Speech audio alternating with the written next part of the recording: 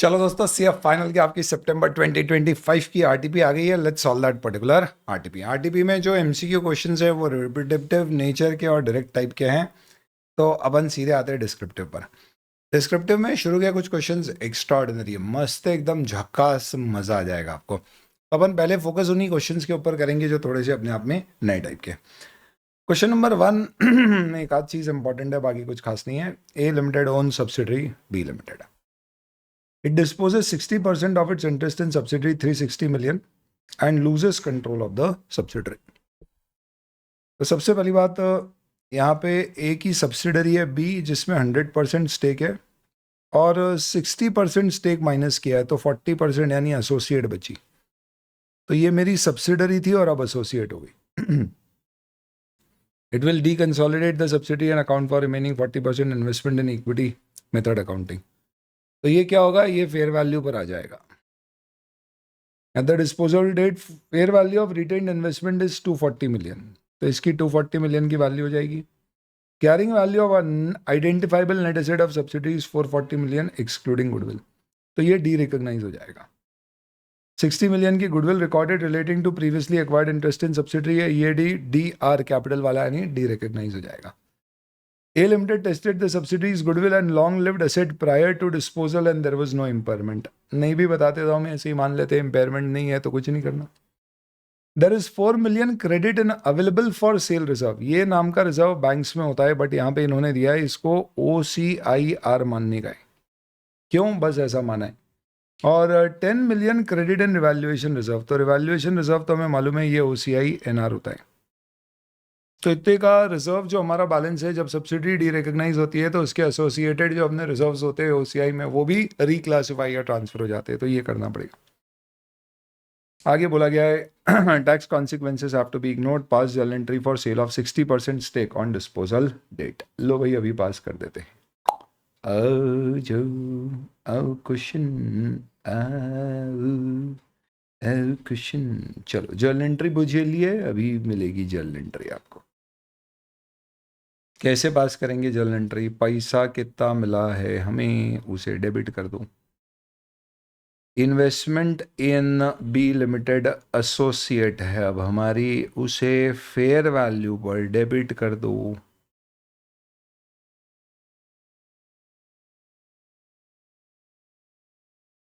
और net identifiable, तो identifiable net asset हटा देने का है आपको, तो 440 से क्रेडिट कर दो। गुडविल भी बुक्स में अब नहीं आएगी, 60 से क्रेडिट कर दो। रिवैल्यूएशन रिजर्व वगैरह अब हमें चाहिए नहीं, तो इन्हें सबको रिक्लासीफाई और ट्रांसफर करना है, तो थोड़ी जगह ले लेते हैं।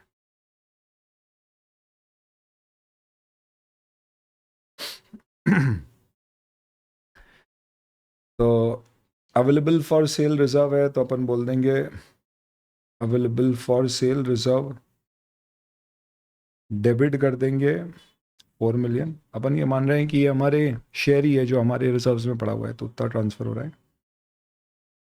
और रीवैल्यूएशन रिजर्व्स भी सब्सिडरी से रिलेटेड अब नहीं रहेंगे, तो वो भी डेबिट कर देंगे। क्योंकि डी रिकग्निशन ऑफ सब्सिडरी है तो यहाँ पे हम फुल डी रिकग्निशन अकाउंटिंग करते हैं, यानी सारे रिजर्व हटा देंगे। ऐसा नहीं 60% बेचा है तो उतना ही हटाएंगे। जो एसोसिएट में इन्वेस्टमेंट बाकी हमारा वो 240 पर है, तो 240 इन्वेस्टमेंट आ जाएगा, और इंटरेस्ट हमने बेचा है 360 में, वो डेबिट हो जाएगा।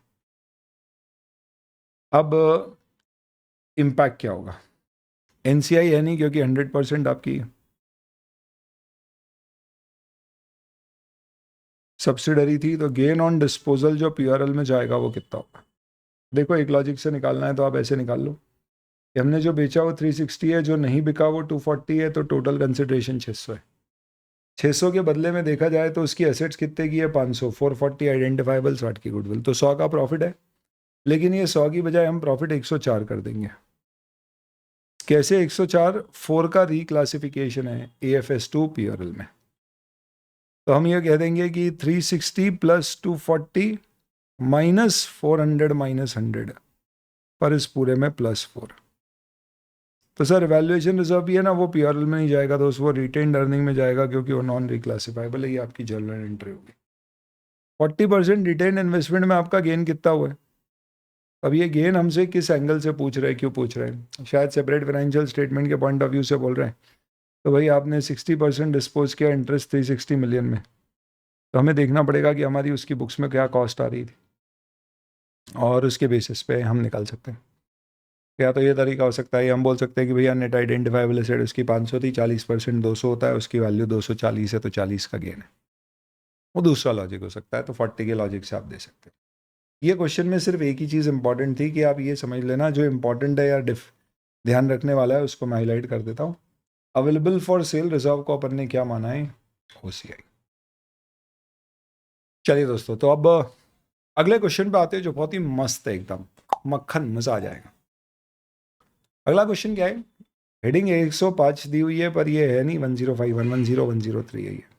यानी ये कहना गलत भी नहीं है पर सही भी नहीं है। True and correct but not true and fair. A has only own subsidiary B. अच्छा, तो ए की एक होली ओन्ड सब्सिडरी है भाई बी। यानी होली ओन्ड का मतलब क्या होता है सर? 100% हमारी होल्डिंग है। वाह सर, आज अपनी हमारी आंखें खुल दी। A sells subsidiary B to C Limited, a listed entity, for shares in C Limited. Oh. And ends up owning 75% of C Limited share. हे भगवान, ये क्या हुआ है? यानी पहले A के पास 100% शेयर्स थे B के। अब A के पास B का कुछ भी नहीं है। क्यों? क्योंकि C के पास है B के 100% शेयर्स। पर बदले में C को पैसे नहीं मिले, A को पैसे नहीं मिले, A को 75% शेयर मिल गए C को।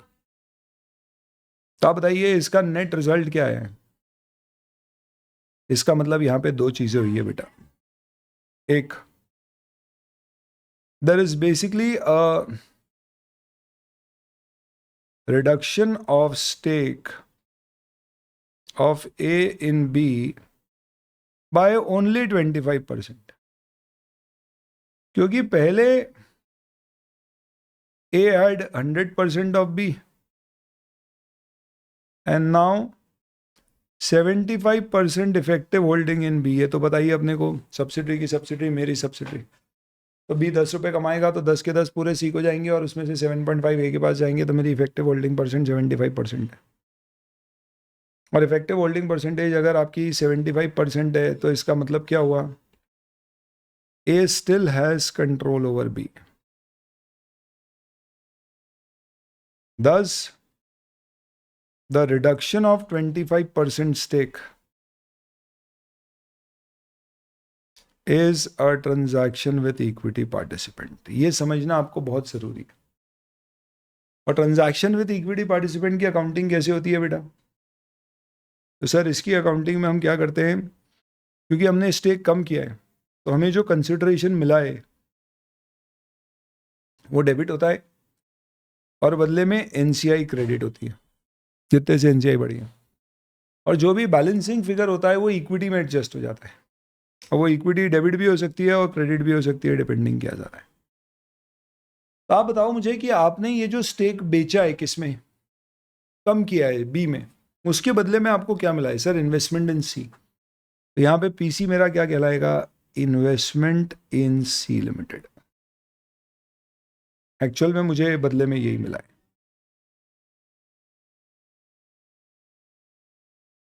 नाइस। बाकी फिगर्स आएंगे तो देखते क्या होता है। पर इसमें एक और चीज हुई है दोस्त, there is acquisition of control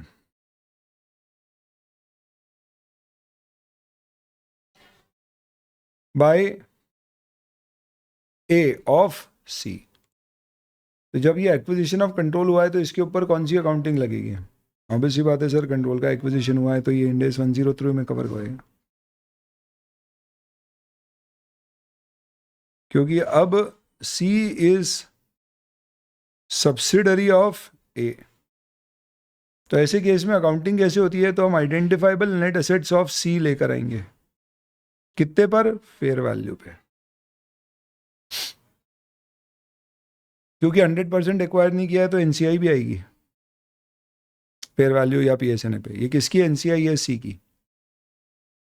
बदले में हमने उसे क्या दिया है? तो हमने हमारा स्टेक लूज किया है B में। तो हमारा बेसिकली क्या गया है? स्टेक गया है B में।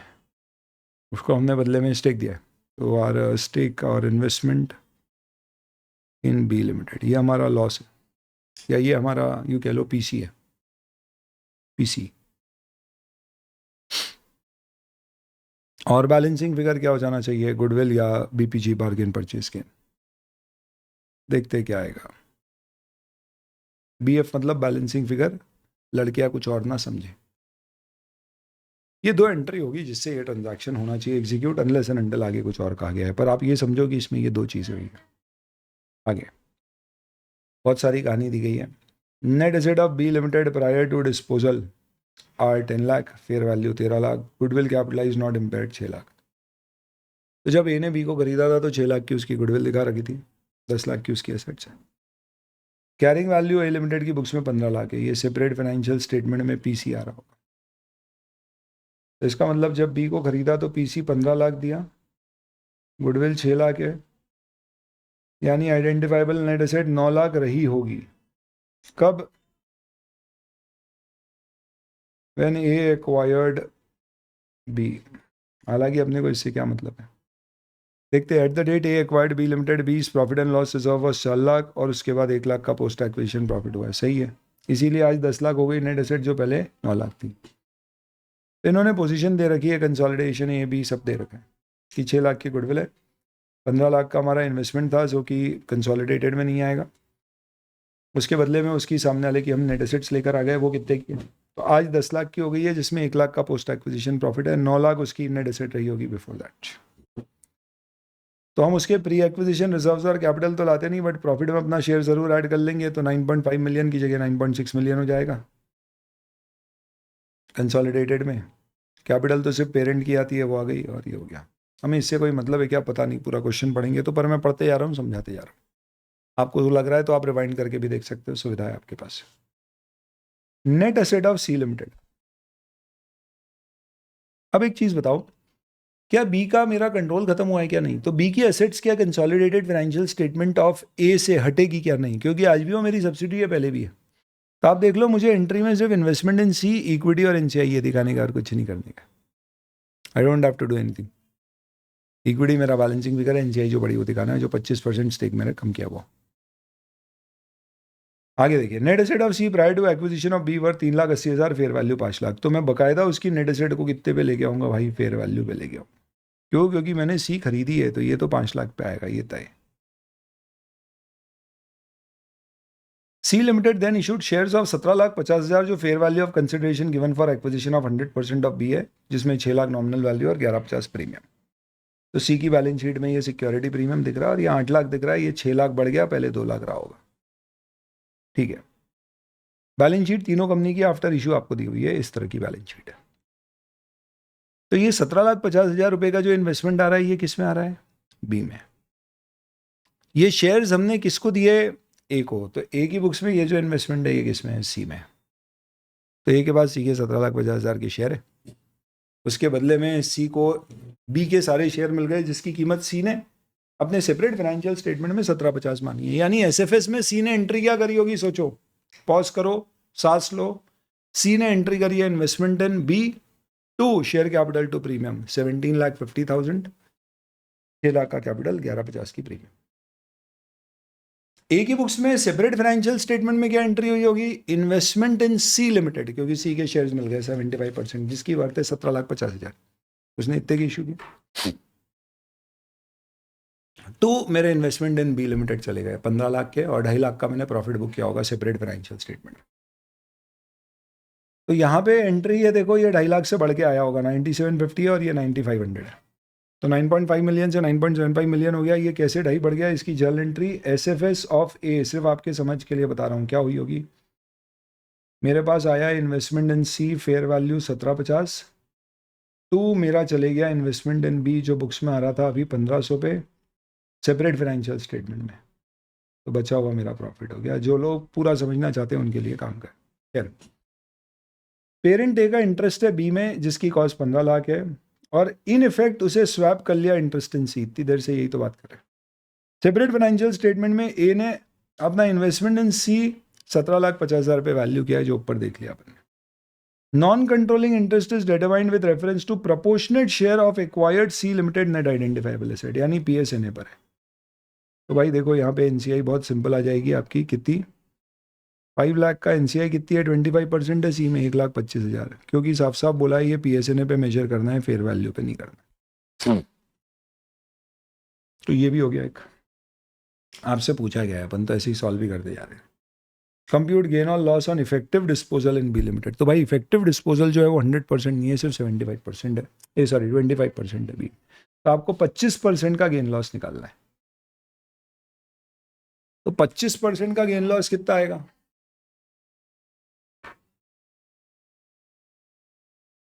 तो आप एक्चुअल में देखोगे तो आप देखो सी लिमिटेड की आज नेट एसेट्स कितने की है, एसी नहीं बी की। तेरी तुझे नहीं बुलाया मैंने। सर बी लिमिटेड की आज की नेट एसेट अगर देखी जाए तो 10 लाख की है, पर सीएफएस में 16 लाख की आ रही होगी। हाँ सर 6 लाख की गुडविल भी है, करेक्ट है। तो देखिए उसकी नेट एसेट में अपन ये 10 लाख पूरे लेके आए, इसलिए ये 11 मिलियन हो गया, और 6 लाख की गुडविल है बी लिमिटेड की। वापस बोल रहा हूं, आज जब ये ट्रांजैक्शन हुआ है तो बी लिमिटेड की नेट एसेट्स कितने की है बॉस। तो सर जब मैंने कंपनी खरीदी थी 15 लाख, उसके बाद 1 लाख का प्रॉफिट हुआ तो 16 लाख, मैंने वो 16 लाख में 25% सैक्रिफाइस कर दिया, तो ये एनसीआई है। तो 16 lakh which is nothing but 10 lakh plus 6 lakh goodwill, इसमें एनसीआई को 25% मिल गया, तो 4 लाख।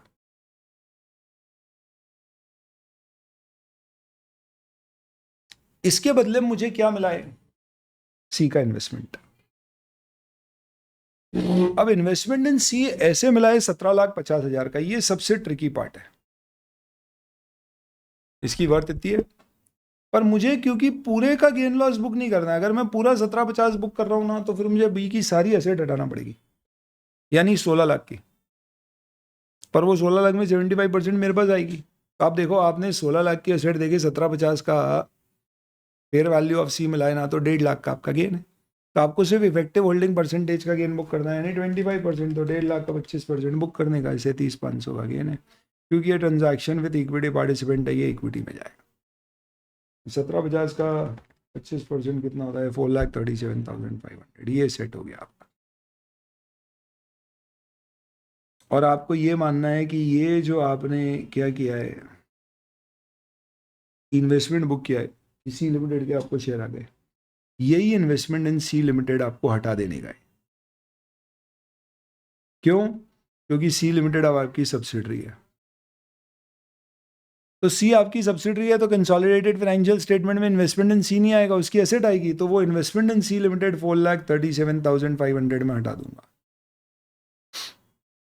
तो ये हो जाएगा आपका 62,500 बैलेंसिंग फिगर गुडविल का। क्वेश्चन ने 2 एंट्री पूछी है आपसे, गेन और लॉस ऑन इफेक्टिव डिस्पोजल आप बोलोगे 37,500, और goodwill on acquisition of C limited आप बोलोगे 62,500। आपको बोला है सी को सीएफएस नहीं बनाना है, भले ही उसकी भी सब्सिडी है, ठीक है। और ये भूल जाओ, ignore the possibility transaction could be classified as reverse acquisition of C by B, कि बी ने सी को उल्टा एक्वायर कर लिया, ऐसा कुछ है, ऐसा कुछ नहीं है, ये भूल जाओ, ऐसा बोला है, ठीक है, वो छोड़ देते, उसकी अकाउंटिंग होगी। अगर आप इन दोनों की नेट जर्नल एंट्री पास करोगे ना, तो आपको ये पूरा सिचुएशन अच्छे से समझ में आएगा। इसमें सबसे बड़ा मस्त चैलेंजिंग पार्ट है ना, वो ये वाला समझने। इसको समझने का एक ही तरीका है कि आप ये सोचो कि एनसीआई में सीधे बढ़ा देता हूँ, मैंने पूरी बी बेच दी, भूल जाओ सी में मेरे को स्टेक मिला है, तो बी का सारा नेट एसेट गया, तो कितने का चले जाएगा नेट एसेट, 16 लाख का मेरी बुक्स में आ रहा है, 6 लाख की गुडविल, 10 लाख की एसेट, 16 लाख गया, बदले में 17,50 आया, तो 1.5 लाख का गेन है। मुझे सिर्फ इफेक्टिव होल्डिंग परसेंटेज का बुक करना है 25%, इस लॉजिक से ये सब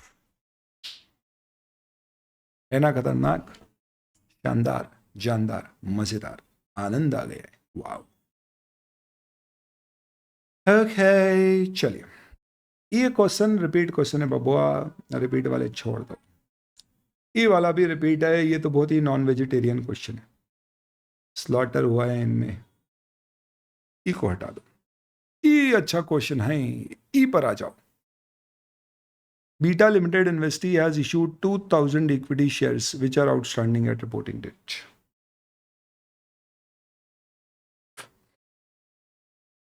Investee यानी जिसमें इन्वेस्ट करते।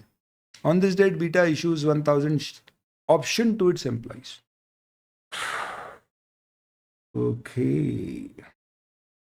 Okay. Which can be converted into 1,000 equity shares of Beta. The granted fair value of each option issued is ₹1. Option will vest in 5 years. Total 1,000 options are expected to vest. सारे option vest हो जाएंगे। Beta recognizes share-based remuneration expense of 200 in its P&L. कैसे 200 रुपये? Okay, तो ₹1 fair value, 1000 option है तो 1000 रुपये हो गए, 5 साल है तो 200 रुपये पर एनम, तो ये भी ओके। तो ये खर्चा कैसे बुक होता है? P&L डेबिट होता है और SBP रिजर्व क्रेडिट होता है। तो and offsetting credit to equity in the current year. Offsetting मतलब इसका डबल इफेक्ट कहाँ पे दिया है? तो ये एंट्री क्या कर रहा है? Basically employ benefit expense to SBP reserve, ये P&L में जाएगा और SBP रिजर्व आपका इक्विटी में जाएगा। होना भी ऐसा ही चाहिए। ये 200 रुपये से एंट्री होगी। आगे बोला है alpha limited hold 600 shares of beta limited. Alpha कौन आ गया? अरे अल्फा मेल, अरे वो नहीं है। अब आया है असली क्वेश्चन में, हीरो।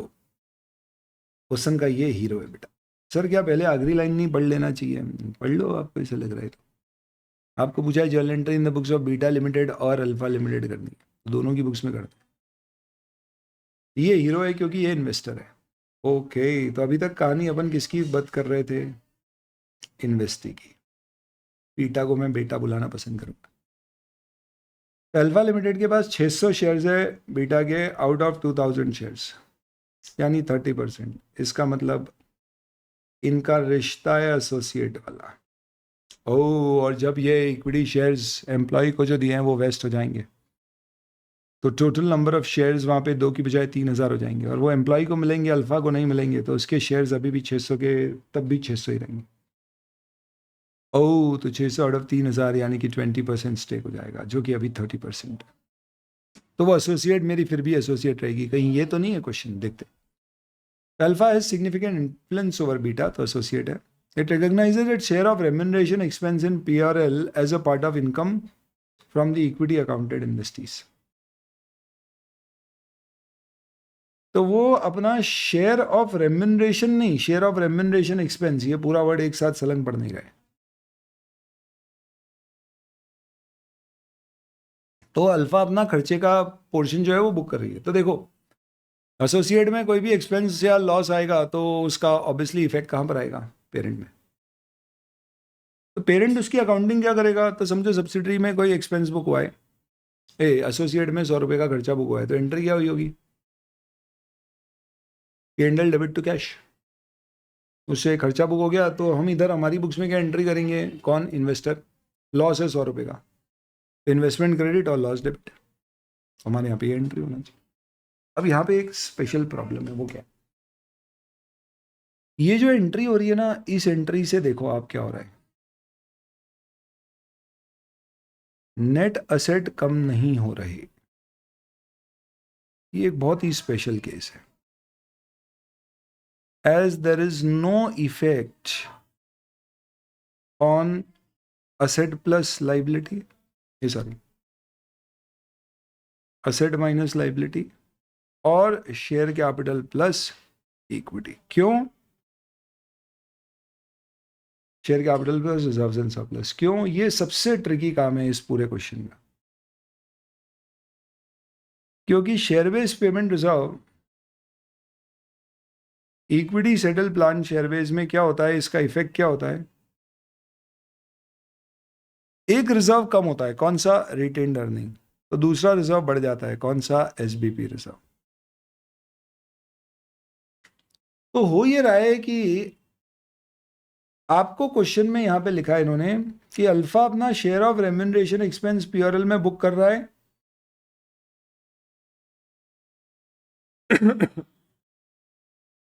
और इसका काउंटर इफेक्ट यानी कि double entry, second effect, reduction of investment in beta में कर रहे हैं। तो क्योंकि वहां पे एक्सपेंस बुक हो रहा है तो आपको क्या करना पड़ेगा, लॉस बुक करना पड़ेगा। तो आपने यहाँ लॉस का शेयर बुक कर दिया और क्रेडिट कर दिया इन्वेस्टमेंट को। पर आप देखो वहां पे एक रिजर्व बढ़ भी रहा है, एसबीपी रिजर्व, जिसका शेयर आपने बुक नहीं किया। तो नेट एसेट कम नहीं हुए हैं पर आपका इन्वेस्टमेंट कम हो गया। Eight the end of the vesting period सारे ऑप्शन वेस्ट हो गए, एक्सरसाइज हो गए। और एक्सरसाइज प्राइस 3 रुपये पर ऑप्शन थी, फेस वैल्यू 1 रुपये, फेयर वैल्यू 1 रुपये थी। 3 रुपये अपने को कैश मिला है तो एसबीपी रिजर्व 1 रुपये, 3 रुपये कैश, टोटल 4, 1 रुपये का कैपिटल है तो 3 रुपये प्रीमियम में जाएगा। आपको बोला है आप बीटा लिमिटेड और अल्फा लिमिटेड की बुक्स में शेयर बेस्ड पेमेंट एक्सपेंस की फर्स्ट ईयर के लिए एंट्री पास करो।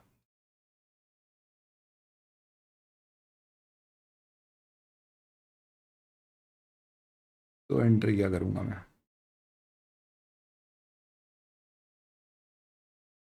बीटा लिमिटेड की बुक्स में तो बड़ा ही सिंपल होगा सर।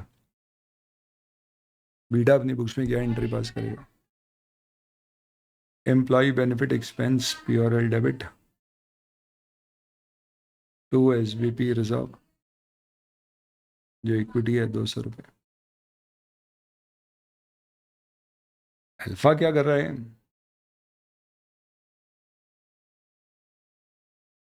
तो यहाँ पे ये लिख रहे हैं कि वो अपना शेयर ऑफ एक्सपेंस बुक कर रहा है, वो उसे पीओरएल में डाल रहा है। कितना बुक करेगा, 200 रुपये का अगर खर्चा है तो उसका शेयर 30% है।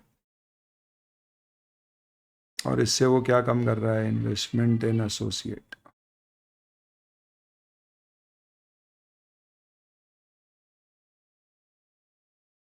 आगे आपको बोला है जर्नल एंट्री बताइए, 5th ईयर में ऑप्शन एक्सरसाइज होगा तो उसका क्या होगा बीटा की बुक्स में।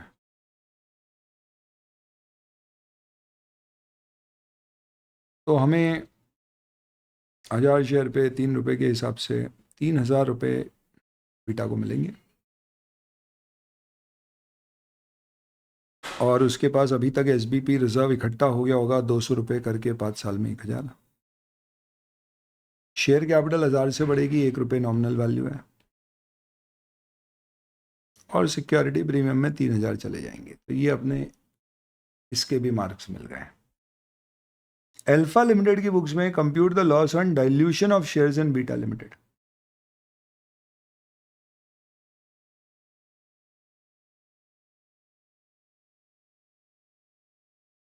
फिफ्थ ईयर में क्या हुआ है, there is a dilution of shares.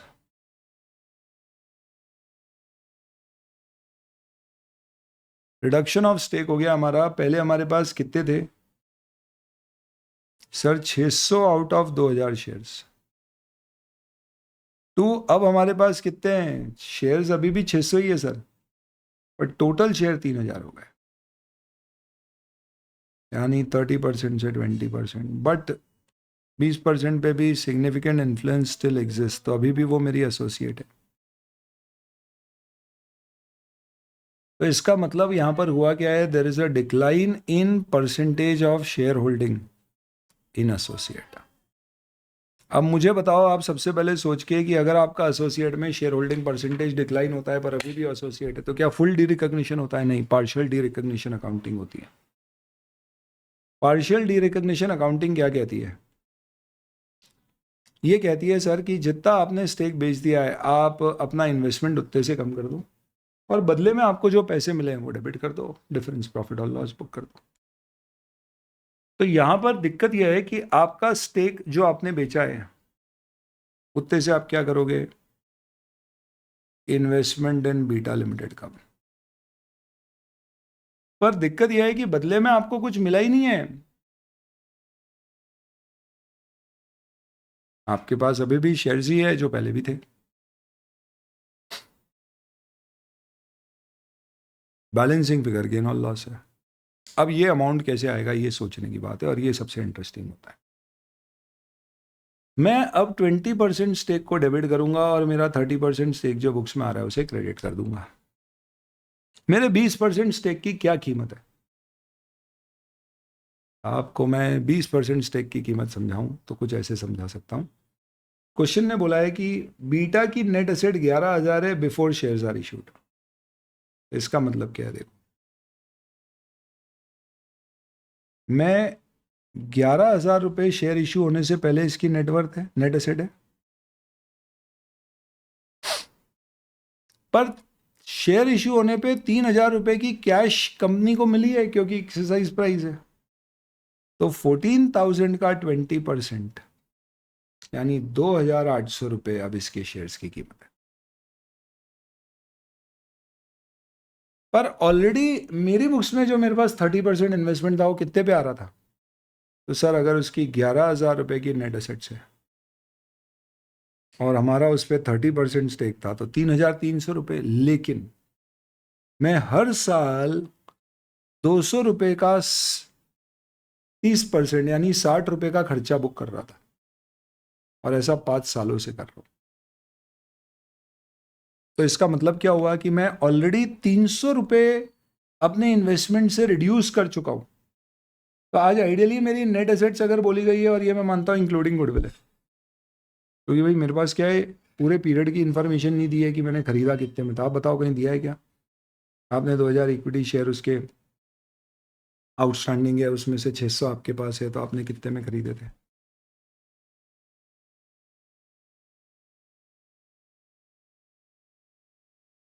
ये होल्ड्स 600 शेयर है, कितने में खरीदे? नहीं। तो मैं यही मानूंगा कि भैया आज मेरी बुक्स में इक्विटी मेथड कहता है कि हमारा इन्वेस्टमेंट कितने पे दिखता है, शेयर इन इक्विटी, तो उसकी नेट एसेट 11,000 है, तो 30% 3,300। बट यहाँ पे स्पेशल चीज़ जो मैंने आपको शुरू में बताई वो ये है कि 3,300 पे आता, बट यहाँ पे मैंने एक एंट्री और करी है, क्या 60 रुपये का खर्चा बुक किया और इन्वेस्टमेंट कम किया, तो 300 रुपये से कम हो गया। तो इफेक्टिवली देखा जाए तो मेरा इन्वेस्टमेंट 3,000 रुपये ही आ रहा है, तो बैलेंसिंग फिगर 200 रुपये। ये 200 रुपये मुझे PRL में डेबिट कर।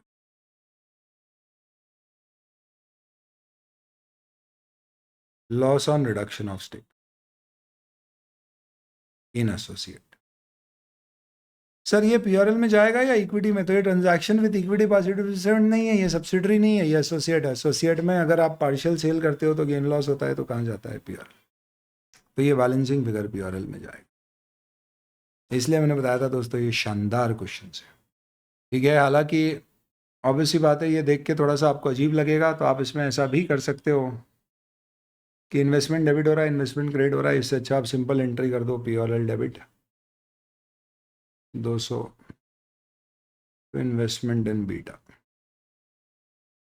ये हमारी जर्नल एंट्री है, कंसोलिडेटेड फाइनेंशियल स्टेटमेंट से रिलेटेड, क्योंकि CFS में एंट्री तो होती नहीं है, पर समझाने के लिए ऑफ।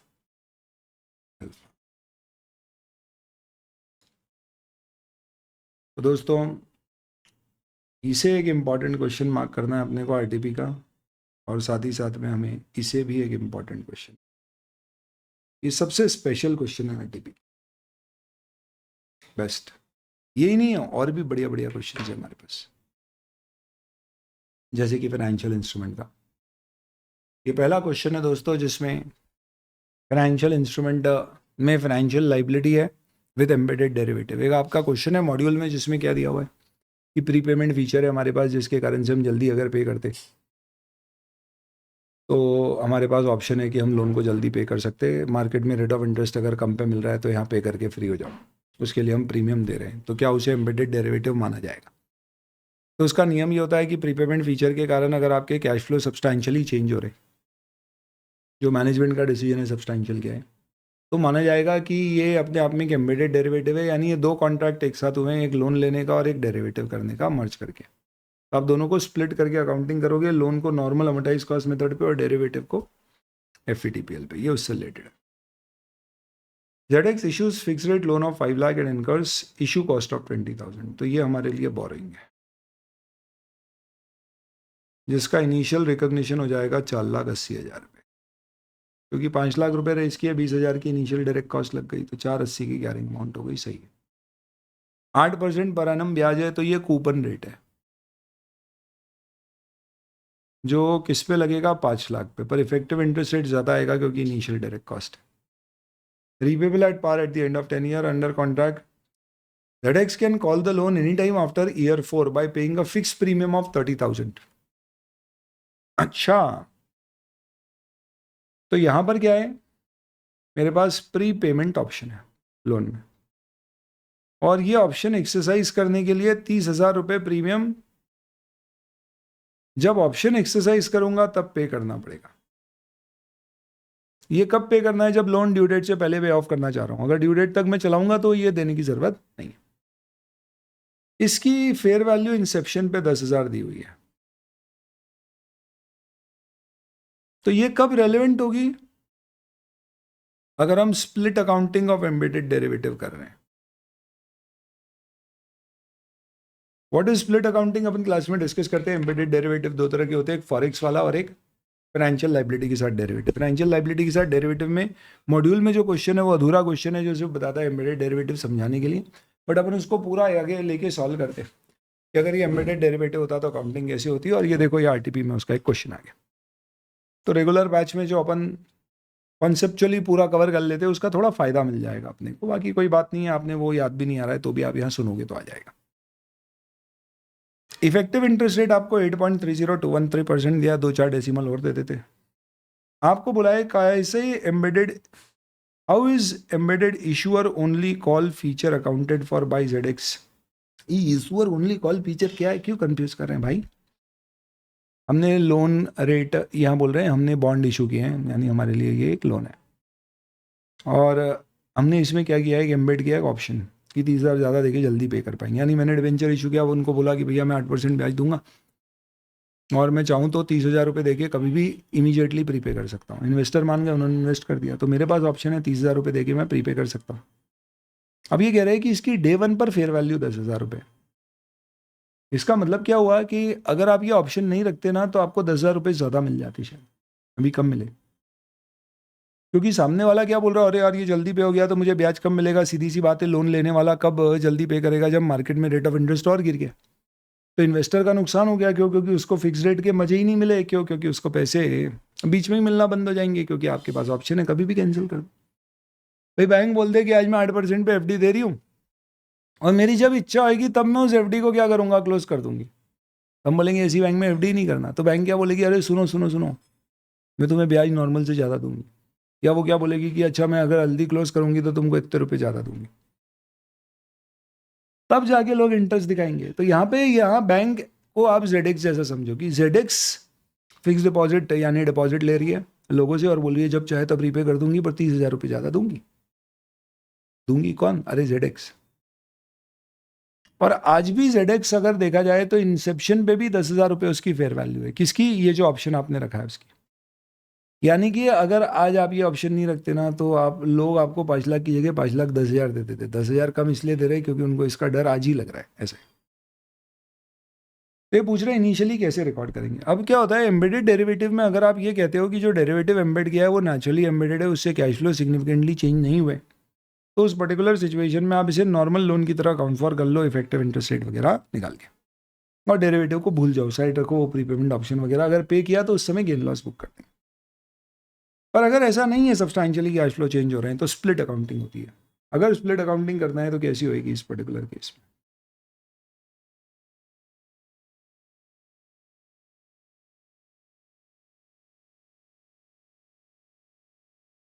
ध्यान रखना है यहाँ पे, समझ में आना चाहिए अपन अकाउंटिंग किसकी बुक्स में कर रहे हैं। बोरोवर, तो बोरोवर बोलेगा कि भाई मुझे पैसे कितने मिले, तो सर 5 लाख पर कॉस्ट लग गई 20,000 की। या तो अलग अलग एंट्री करना है तो अलग अलग कर लो, एक कंपाउंड एंट्री कर देता हूँ मैं।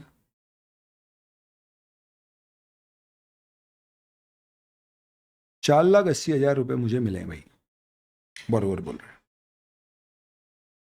बदले में क्या बुक करूंगा? मेरी फाइनेंशियल लाइबिलिटी, लोन की फेयर वैल्यू पे, जो कि कितनी? 5 लाख। अबे वो क्या कर रहे हो? अपनी fair value minus initial direct cost होती है, तो इनिशियल डायरेक्ट कॉस्ट 20,000 रख गई तो वो माइनस होगी, तो 480 होगी। तो आपको यहाँ बोलना है कि अगर मैं ये बिना विदाउट प्रीपेमेंट ऑप्शन होता तो 5,10,000 मिल जाते, और 20,000 की इनिशियल डायरेक्ट कॉस्ट है, तो 490।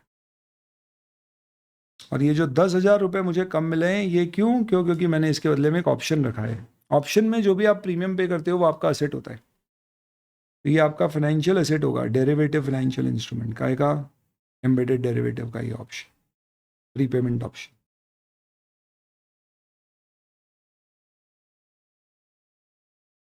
ये एंट्री होगी आपकी, अजीब सी, मस्त एकदम। अब आपको बोला अकाउंटिंग लोन की बताइए, अगर ईयर 1 और 2 में कोई चेंज इन इंटरेस्ट रेट नहीं है शुरू से लेके अभी तक, पर ऑप्शन की फेयर वैल्यू ईयर 2 के एंड पे 6,000 हो गई है, तो अब अपन, ये पहला क्वेश्चन तो गया। दूसरा, ईयर 1 में एंट्री क्या करेंगे, तो हम अज्यूम कर रहे हैं कि इफेक्टिव इंटरेस्ट रेट इन्होंने 4.90 पे ही निकाल के दिया, आप पूरा टेबल बना के चेक कर लेना।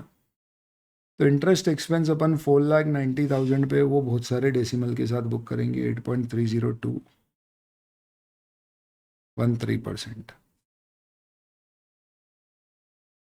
पे कितना करेंगे, तो वो तो सर फिक्स है कि अपन 5 लाख पे 8% पे कर,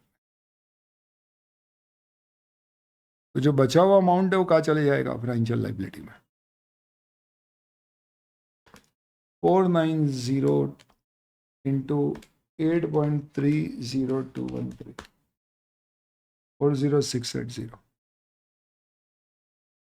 तो 680 फाइनेंशियल लाइबिलिटी में अपना ऐड हो जाएगा। ईयर 2 पे अब आपका इंटरेस्ट कितने पे लगेगा, तो 4,90,680 पे 8.30213%, तो क्या अमाउंट पे लगता है, ब्याज अपन हर साल पे कर देंगे कूपन रेट से 40,000 रुपये।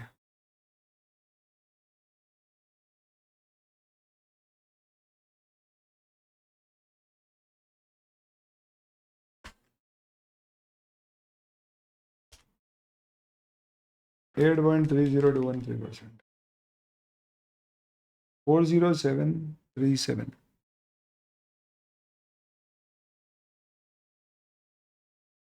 737 फाइनेंशियल लाइबिलिटी में ऐड हो जाएगा, तो ये एंट्री हो गई। अच्छा, ऑप्शन की फेयर वैल्यू गिर गई है तो उसका लॉस अलग बुक करना पड़ेगा, तो ईयर 1 एंड 2 क्या मिला के पीओरएल में लॉस बुक हो जाएगा, ऑप्शन में 4,000 का।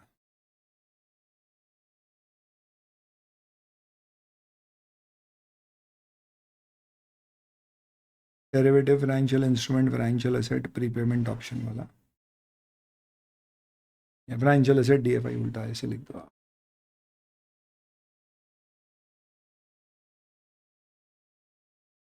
चार हजार से कम हो गया, ठीक है। थर्ड ईयर के एंड में इंटरेस्ट रेट गिर गए हैं, और वाह, तो जल्दी यहाँ प्रीपे करो और मार्केट से क्या करो, नया लोन ले लो, उससे ये पे कर दो ताकि सस्ते में मिल जाएगा, आपको इमीडिएटली ऐसा कर देना चाहिए। एक्सक्यूज मी, डिस्चार्ज हो गया था ये। चलिए, तो अभी यहाँ तक देख लिया अपन ने 737, अब मैं क्या कह रहा था, वापस से देखो। थर्ड ईयर में क्या हो गया, रेट ऑफ इंटरेस्ट मार्केट में कम हो गया है, तो ये वाला लोन आप रीपे करके मार्केट से सस्ते वाला ले लो, तो अच्छा हुआ आपने ऑप्शन ले लिया, तो इसका मतलब जो आपने ऑप्शन लिया होगा उसकी फेयर वैल्यू बढ़ गई होगी, देखो ये बढ़ के 9,000 हो गई। और एंड ऑफ फोर्थ ईयर में इंटरेस्ट रेट फर्दर गिर गए और ऑप्शन की फेयर वैल्यू 20,000 हो गई और आपने रीपे करने का डिसाइड कर लिया। अब आप क्या करना, आपका ऑप्शन पहले तो आप लॉस बुक करोगे, ये अपन ने किया था, वो डिस्चार्ज हो गया तो गायब हो गया। पहले अपन लॉस लेकर आए थे, तो अपन कितने पे ले आए थे, 10,000 का हमारा ऑप्शन था, तो उसमें लॉस बुक कर दिया हमने, इनफैक्ट लॉस हमारा 4,000 का हो गया था, 6,000 पे लाने का था, तो हम क्या बोलेंगे, हमारा पीओरएल डेबिट हो जाएगा to financial asset derivative financial instrument prepayment option, ये ईयर 2 पे हो गया था। और फिर ईयर 3 पे अपने को क्या करने का है, financial asset derivative financial option बढ़ाने का है 3,000 से, क्योंकि 6 का 9 पे लेने का है।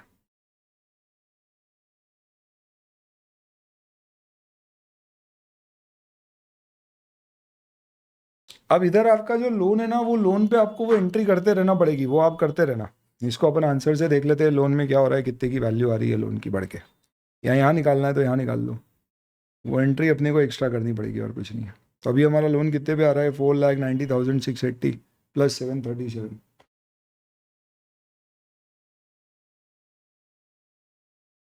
491,417, अब आप देखिए 491417 मतलब क्या हो गया ये,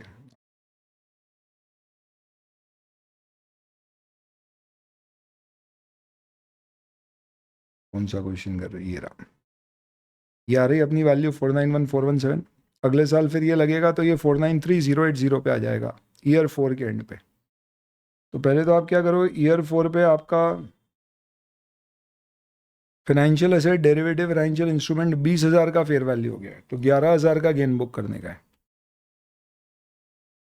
कैसे आया 11,000? 20,000 माइनस 9,000। और फिर लाइबिलिटी पे करोगे तो आप क्या करना, फाइनेंशियल लाइबिलिटी डेबिट होगी 493080, ये वैल्यू आ रही है ब्याज बढ़ बढ़ के। आपको पे करना है तो अर्ली सेटलमेंट कितने पे होगा, 5,30,000 पे बॉस, 30,000 की प्री पेमेंट पेनल्टी है। आपका ओवरऑल लॉस क्या होएगा, 36,920 का। ये loss on D recognition of financial liability हो जाएगा। इधर वो लॉस हो गया, उधर गेन हो गया, ठीक है। अब आगे ब्याज बचाने का ये एंट्री होगी। तो ये इस तरह का सोल्यूशन है आपका।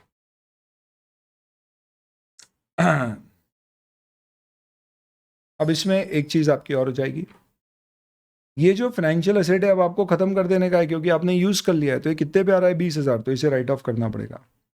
तो ये PRL टू फाइनेंशियल एसेट एक एंट्री और होगी, कौन सी, डेरिवेटिव फाइनेंशियल इंस्ट्रूमेंट, क्योंकि अब आपने यूज़ कर लिया अपना ऑप्शन, तो अब आपको एसेट दिखाने का नहीं है। तो इसके लिए अब आप इसको देखोगे तो यहाँ पे क्या किया, देखो सबसे पहले गेन बुक कर दिया 11,000 का, फिर ये आपकी लाइबिलिटी खत्म हो गई 493080, 530 आपका पेमेंट हो गया। इन्होंने कंपाउंड एंट्री कर दी, 20,000 का DFI खत्म करके 56,920 यहाँ पे डेबिट कर दिया। व्हाट इज 56,920, इन दोनों का टोटल, तो कंपाउंड एंट्री और कुछ। तो ये दोस्तों पहला ऐसा क्वेश्चन है अभी इतने सालों में आज तक, जब से 2017 से क्या निकल के आया है आपका फाइनेंशियल इंस्ट्रूमेंट का, ये या इंडेज आपके कोर्स में आया, तब से लेके अभी तक एक बार भी ऐसा क्वेश्चन आया नहीं, ये पहली बार आया है। तो ठीक है, अब RTP में आया तो एग्जाम में हाल ले आएगा, आप तैयार हो जाओ यहाँ से, बढ़िया है। Next, PQR Limited has entered into a fixed price contract on 1st February 2002 to provide annual maintenance services worth $10,000, which is rendered uniformly throughout the year over a period of 2 years. तो दोस्त 2 साल में fix price contract है, आप annual maintenance service दोगे $10,000 की। तो एक चीज़ समझना, ये $10,000 में पर एनम नहीं लिखा है, तो इसका मतलब आपकी सर्विसेज 2-3 और 3-4 की कितने की वर्थ है, $5,000 की। ठीक है, ये अपन किसको दे रहे हैं, एक फॉरेन कस्टमर को। As per terms of contract हमें एडवांस पेमेंट मिला है $3,000 का 1 फरवरी 2002 पे, यानी कॉन्ट्रैक्ट शुरू होने से पहले फरवरी 2002 में, यानी 2-3 से भी पहले। और बैलेंस पूरा मिलेगा आखिरी में मार्च 2004 पे। Entity recognizes revenue at end of every year. तो ये क्लैरिफाई कर दिया है कि हम मंथली बेसिस पे रेवेन्यू रिकॉर्ड नहीं कर रहे, ईयर एंड पे कर रहे हैं। ठीक है, जो दिया है वो अपन मान लें। How should the entity account for the set transaction where consideration is received in advance. अब यहाँ पे एक्सचेंज रेट दिए नहीं है क्वेश्चन में, यानी आपसे जर्नल एंट्री नहीं पूछी है, सिर्फ एक्सप्लेनेशन है। तो एक्सप्लेनेशन के लिए आपको याद होगा दोस्तों, इंडेस 21 क्या कहता है कि हम क्या करते हैं, हम हमेशा, इसको जर्नल एंट्री से समझा देता हूं मैं ताकि आपको समझ में आ जाए।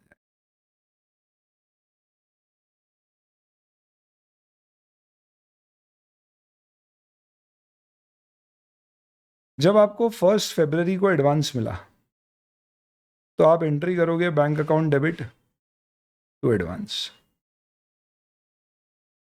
ये $3,000 into spot rate of let's say 1 फरवरी 2002 करोगे। ठीक है, 31 मार्च 2002 को आप इसमें कोई रीमेजरमेंट नहीं करोगे एडवांस का, क्योंकि इंडेज ने कहा है कि non monetary items carried at cost जैसा ट्रीट किया जाता है। एडवांस में हम क्या करते हैं, तो नॉर्मली अगर आपके पास आपने लेट्स से फॉर एग्जांपल आपके पास कोई कैश इन हैंड है, बैंक बैलेंस है, तो उसमें अपन क्लोजिंग रेट लेते हैं ये बोल के कि ये मॉनिटरी बैलेंस है, पर एडवांस में अपने को पैसा देना नहीं है, सर्विसेज देनी है, तो ये नॉन मॉनिटरी है, इसलिए ये क्लोजिंग रेट पे नहीं आएगा, स्पॉट रेट पे आएगा, तो इसमें कोई गेन लॉस नहीं होगा। इनफैक्ट ये भी बोला गया है कि जब आप इससे रेवेन्यू रिकॉर्ड करोगे तो रेवेन्यू में भी अगर एडवांस मिला है तो एडवांस का जो रेट था वो रेट से रेवेन्यू बुक होएगा, जबकि नॉर्मल रूल क्या होता है कि जब ट्रांजैक्शन रिकॉर्ड होता है उस दिन के स्पॉट रेट से रेवेन्यू बुक होता है, पर इसका एक्सेप्शन है एडवांस। तो 31 मार्च 2003 पे आप रेवेन्यू बुक करोगे कितना, $5,000, पर ये आपको बुक करना तो रुपीज में, तो आप कैसे करोगे? तो यहाँ पे अगर अपन फीफो मानते हैं तो आप एडवांस को डेबिट कर दो, $3,000 इंटू स्पॉट रेट। कौन सा वाला स्पॉट रेट?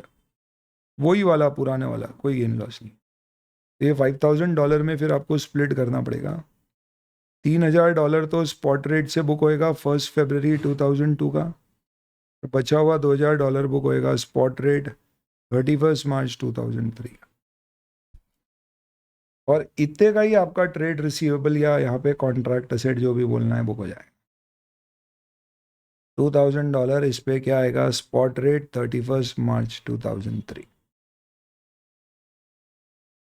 अभी 31 मार्च 2004 पे क्या होएगा, यहाँ पे तो आपको पैसा मिल जाएगा, कितना बचा हुआ $7,000,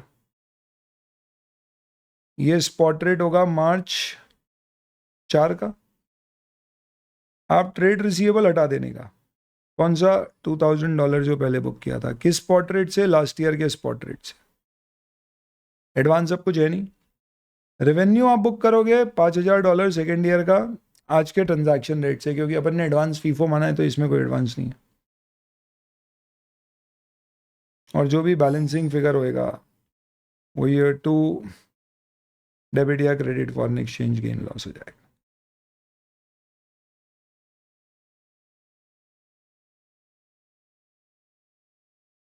तो बेसिकली बस इतना समझाना है कि फॉरेन एक्सचेंज के केस में स्पॉट रेट यूज़ करते हैं, अगर एडवांस मिला है तो उसको रीमेजर नहीं करते, और आगे रेवेन्यू भी उसी से बुक।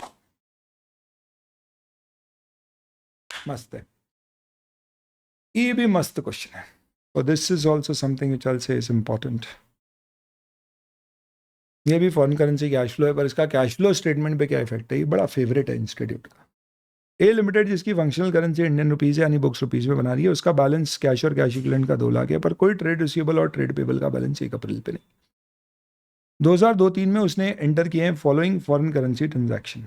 आपको पूछा गया है कि how cash flow from about transaction will be reported in statement of cash flow under indirect method. खत्म हो गया क्वेश्चन, चलो अच्छी बात है। तो अब आप बताइए, अगर आपको इनडायरेक्ट मेथड से बनाना है तो सबसे पहले अपने क्या आता है। अब मैं फॉर्मेट पे ज़्यादा ध्यान नहीं देता हूँ, कैश फ्लो स्टेटमेंट में हेडिंग डाल देते हैं अपन ताकि आपको ध्यान रहे, ये सोल्यूशन है। सबसे पहले अपन शुरू करते हैं प्रॉफिट बिफोर टैक्स, जिससे निकालेंगे अपन cash flows from operating activities. Profit before tax दिया नहीं है तो निकालना पड़ेगा अपने, निकाल लेंगे सर, क्या लोड है। A limited purchase goods for resale from Europe of 1 lakh pound sterling when exchange rate was 105. The balance is still unpaid at 31st March when exchange rate is 100. Okay, तो हमें क्या करना पड़ेगा, प्रॉफिट बिफोर टैक्स के लिए फिर एक working note ही बनाना पड़ेगा।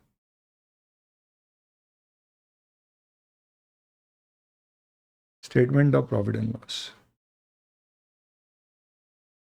इसमें खर्चे लेस होते हैं तो ये परचेजेस है। परचेज रिकॉर्ड कितने पे की गई होगी, स्पॉट रेट पे 105, तो 105 लाख ऐसा कर दिया। ये ईयर एंड पे भी अनपेड है और 100 हो गया है, तो मजे हो गए आपके, क्यों, क्योंकि आपका ट्रेड पेबल देखा जाए तो क्या हो गया, कम हो गया। तो आपको सारे लेजर बनाने तो आप सारे बना लो, इतना एग्जाम में टाइम नहीं होगा, पर समझाने के लिए मैं आपको बना देता हूँ। तो वो डेट वेट नहीं डालते अपन, बोल देते by purchase 105, per year and में बैलेंस कैरेट डाउन है 100, तो ₹5 का मेरा क्या आ जाएगा, फॉरेन एक्सचेंज गेन, क्योंकि लाइबिलिटी में वैल्यू कम होती है तो खुशी की बात है। तो मैं यहाँ पे लिख देता हूँ other income foreign exchange gain, ये 5 आ गया। ट्रेड पेबल्स हो गया, ठीक है सर। कलर चेंज कर देता हूँ दूसरे के लिए। A sold goods to American client for 150 when the exchange rate was 85। तो रेवेन्यू फ्रॉम ऑपरेशन उसने कितने में बेचा है, $1,50,000 में, और तब रेट 85 था, तो रेवेन्यू इतने से बुक होएगा।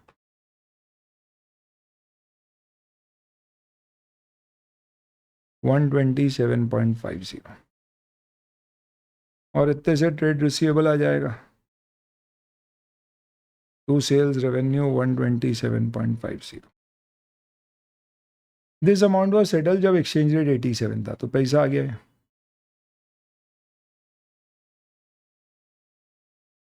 $87.50, तो 1.5 इंटू 87.50 इज 131.25, तो 3.75 का गेन हो गया। P&L में जाएगा ये गेन भी, बैलेंस जीरो हो गया, 3.75 ऐड हो गया। P&L निकालना है क्योंकि इनडायरेक्ट मेथड है, तो उसके बिना काम नहीं होगा। नेक्स्ट, हमने बोरो किया था 1 lakh pound sterling long term loan arrangement में जब 105 था, और उसे कन्वर्ट करा लिया। अभी ईयर एंड पे रेट 100 है, तो 100 पे लाना ही पड़ेगा। तो अपन बोरोइंग का बना लेते एक,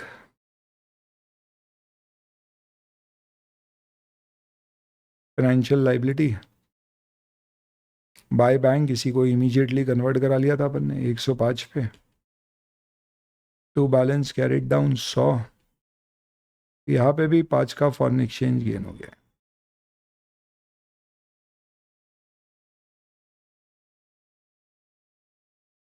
तो इस लॉजिक से टोटल आपका 13.75 का गेन आ गया है। खर्चा इतना ही है, और कोई खर्चा है क्या, ब्याज व्याज का है क्या? देखो ऐसा लिखा नहीं है कि इंटरेस्ट पे करना है, तो और कुछ है नहीं, तो प्रॉफिट अपन यहाँ पे ले लेंगे। तो ये कितना हो रहा है, 141.25, 36.25। अब आपको क्या करना है, cash flow from operating activity 36.25 आपका प्रॉफिट बिफोर टैक्स। अब इसमें क्या करते हैं, अपने को कोई भी नॉन ऑपरेटिंग आइटम है तो वो हटानी होती है। अपन लेस कर देंगे नॉन ऑपरेटिंग इनकम गेन्स। अब आप चाहो तो ये पूरा foreign exchange gain non operating one 1375 का, या फिर आप बोल दो कि ट्रेड पेबल और ट्रेड रिसीवेबल से रिलेटेड जो है वो तो ऑपरेटिंग है, वो नॉन ऑपरेटिंग थोड़ी ना है। सिर्फ 5 जो लोन रिलेटेड है वो है आपका क्या है, नॉन ऑपरेटिंग। तो एक तरीका हो सकता है, तो आप इसे 5 माइनस कर,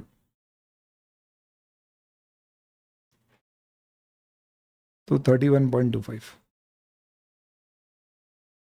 फिर इसके बाद चेंजेस इन वर्किंग कैपिटल होएगा, तो ये हो जाएंगे cash flows from operating activity. अच्छा, कुछ लोग बोलते हैं सर कि ये नॉन कैश है ना फॉरेन एक्सचेंज गेन, तो इसे एड बैक कर देना चाहिए। कर सकते हैं, नो प्रॉब्लम, वैसे भी देख सकते हो आप, कोई दिक्कत नहीं। इसके बाद अपन एडलेस वर्किंग कैपिटल आइटम्स करते हैं। तो देखो बोरोइंग चेंज से मतलब नहीं है, ट्रेड रिसीवेबल जीरो के जीरो, ट्रेड पेबल बढ़ गए, तो ट्रेड पेबल बढ़ते हैं तो अपन क्या करते हैं, उसको ऐड करते हैं। तो जीरो से मेरे ट्रेड पेबल ईयर एंड पर बढ़ के कितने हो गए, 100 हो गए सर, तो 100 से ऐड कर दो।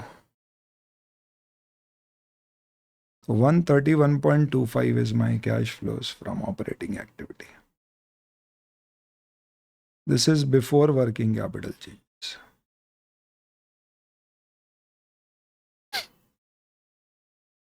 फिर इसमें ऐड कर दो आप cash flows from financing activity.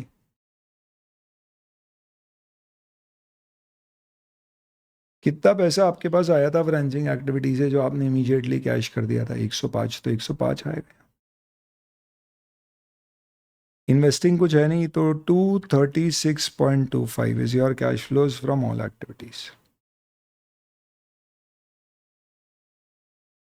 Opening cash और कैश इक्विवेलेंट क्वेश्चन में आपको दिया हुआ है कितना, 2 लाख,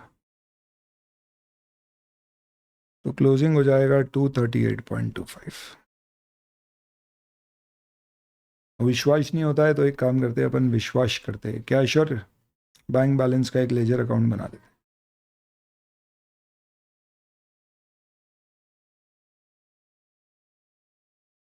तो आप बताइए सबसे पहले आपका ओपनिंग बैलेंस कितना है, 2। उसके बाद आपको ट्रेड रिसीवेबल से पैसा मिला है और लोन से पैसा मिला है, कैश तो आपने दिया ही नहीं है किसी को। लोन से कितना मिला, 105, और आपको ट्रेड रिसीवेबल ने कितना दिया, 131.25। तो आपका बैलेंस कैरिड डाउन कितना होना चाहिए, 233.825। तो ये सिर्फ एक रिकन्सिलिएशन है, क्रॉस चेक है कि भैया अपन ने जो किया है वो सही है। अब इसमें ना इसे प्रेजेंट करने का एक और तरीका हो सकता था कि यहाँ पे आप इसे 10 कर दो, पर ये 10 करते ना तो फिर इसे 105 करना पड़ता। देखते हैं इन्होंने क्या किया है।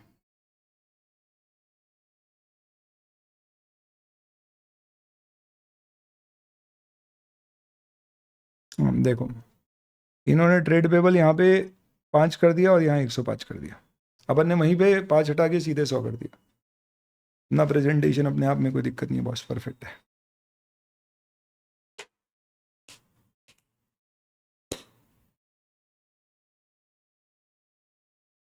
कुछ कैलकुलेशन में लोचा किया गया अपन ने।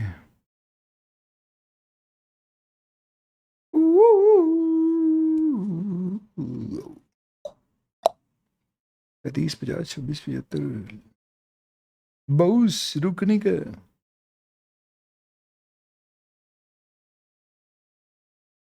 35, 50 कैलकुलेशन में कुछ लोचेगा है क्या। 127.5 प्लस 13.75 प्लस -105, 36.5, और कुछ छूट रहा है, 1 मिनट रुको, कुछ मिस हुआ है बस अपने से।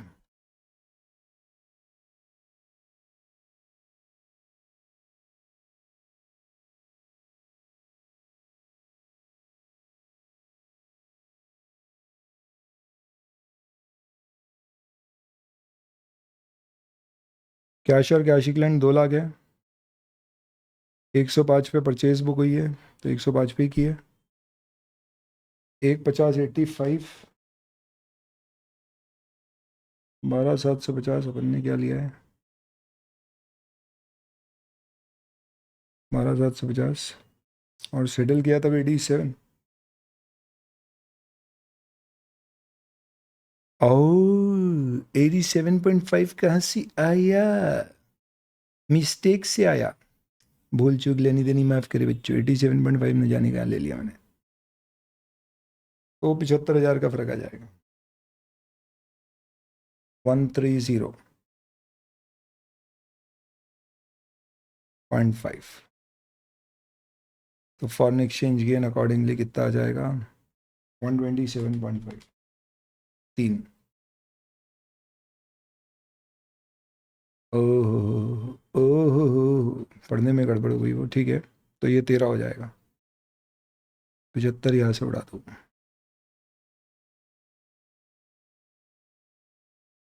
तो 127.5 प्लस 13 माइनस 105, 35.5 हो गया बेटा। कोई लफड़ा नहीं है सर, कोई चिंता नहीं है, टेंशन मत लो।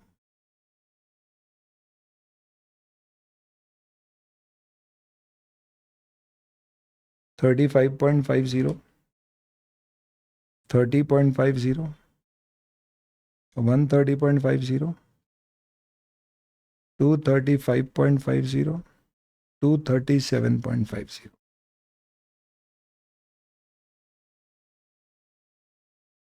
और पैसा कितना है, 130.5।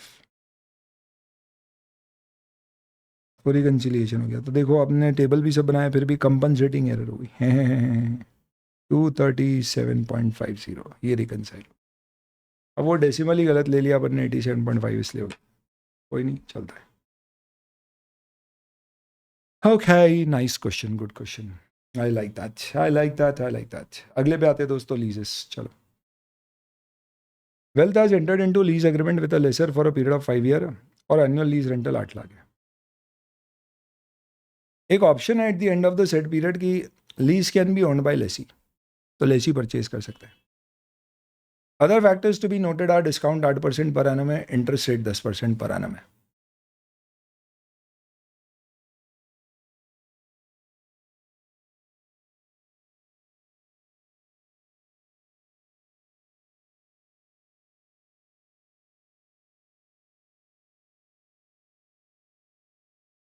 तो हमें इम्प्लिसिट इंटरेस्ट रेट से मतलब होता है लीज की अकाउंटिंग में। रीजनेबली सर्टन है कि हम ऑप्शन एक्सरसाइज करेंगे eight the end of the lease term, और 56 lakh is the exercise price agreed in the lease term for purchasing the land at the end of 5th year. तो ये एक तरह की रेसिडुअल वैल्यू हो गई। हमने इसे present value of lease liability में कंसिडर किया है क्योंकि लेसी मान रहा है ये as good as guaranteed value है कि हम खरीदने ही वाले। At the end of year 3, Well Limited exercised the option to purchase the land at 56 lakh, जबकि मार्केट वैल्यू उस दिन 75 लाख थी। ओके, तो क्या हुआ यहाँ पे, थर्ड ईयर के एंड में हमने ऑप्शन एक्सरसाइज कर दिया 56 लाख में खरीदने का, जबकि मार्केट वैल्यू उसकी 75 लाख थी।